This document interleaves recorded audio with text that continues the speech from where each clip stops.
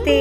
ഇന്ന് നമ്മള് തൊഴിൽ ലഭ്യതയ്ക്കും തൊഴിൽപരമായ പുരോഗതിക്കും ആഗ്രഹസിദ്ധിക്കും ജപിക്കാവുന്ന ശ്രീകൃഷ്ണ മന്ത്രങ്ങളെ പറ്റിയാണ് പറയുന്നത്. തൊഴിലില്ലാതെ വിഷമിക്കുന്നവർക്കും ചെയ്യുന്ന തൊഴിലിൽ പുരോഗതി ആഗ്രഹിക്കുന്നവർക്കും തൊഴിലിൽ അസംതൃപ്തി ഉള്ളവർക്കും ഈ മന്ത്രങ്ങൾ വളരെയധികം പ്രയോജനം ചെയ്യുന്നതാണ്. ഈ കൃഷ്ണമന്ത്രങ്ങൾ ജപിച്ചാൽ നമ്മുടെ ബുദ്ധിശക്തിയും ഏകാഗ്രതയും വർദ്ധിക്കുന്നതാണ്. കൂടാതെ പൂർവജന്മ കർമ്മങ്ങൾ കൊണ്ടാണ് ജോലി ലഭിക്കാതെ ഇരിക്കുന്നതെങ്കിൽ ഭഗവാന്റെ അനുഗ്രഹം ലഭിച്ച് ആ തടസ്സങ്ങളൊക്കെ നീക്കാനും കഴിയുന്നതാണ്. കൂടാതെ നമ്മുടെ മാനസിക ശക്തി, നമ്മുടെ ഭാഗ്യം ഇവയൊക്കെ വർദ്ധിപ്പിക്കാനും ഈ മന്ത്രജപം സഹായിക്കുന്നതാണ്. ഇനി ഏതൊക്കെയാണ് മന്ത്രമെന്ന് നോക്കാം. ആദ്യത്തേത് ശ്രീകൃഷ്ണ ഗായത്രിയാണ്. മന്ത്രം ഇതാണ്: ഓം ദേവകീ നന്ദനായ വിദ്മഹേ വാസുദേവായ ധീമഹി തന്നോ കൃഷ്ണ പ്രചോദയാത്. ഇത് ഗായത്രി മന്ത്രമായതിനാൽ രാവിലെയോ വൈകുന്നേരമോ ജപിക്കണം. രാത്രിയിൽ ജപിക്കാൻ പാടില്ല.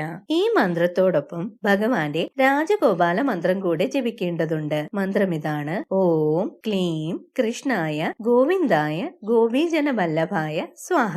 ഈ രണ്ടു മന്ത്രങ്ങളും 108 തവണയാണ് ജപിക്കേണ്ടത്. കുറഞ്ഞത് 27 തവണയെങ്കിലും ജപിക്കണം. ബുധനാഴ്ച ദിവസം മന്ത്രം ജപിക്കാൻ ആരംഭിക്കുന്നതാണ് ഉത്തമം. കിഴക്കോട്ടോ വടക്കോട്ടോ നോക്കി മന്ത്രം ജപിക്കാവുന്നതാണ്. മന്ത്രം ജപിക്കുമ്പോൾ ഏതെങ്കിലും ഒരു നേരം, അതായത് രാവിലെയോ വൈകിട്ടോ, ഒരു നെയ്വിളക്ക് കൂടെ കൊളുത്താവുന്നതാണ്. അങ്ങനെ ചെയ്യുകയാണെങ്കിൽ വേഗം ഫലപ്രാപ്തി ഉണ്ടാകുന്നതാണ്. രാജഗോപാല മന്ത്രം ജപിക്കുന്നതിനോടൊപ്പം തന്നെ അടുത്തുള്ള ശ്രീകൃഷ്ണ സ്വാമി ക്ഷേത്രത്തിൽ നമ്മുടെ പക്കപ്പിറന്നാൾ ദിനത്തിൽ ഒരു രാജഗോപാല മന്ത്രാർച്ചന കൂടെ ചെയ്യിച്ചാൽ വളരെ ഉത്തമമാണ്.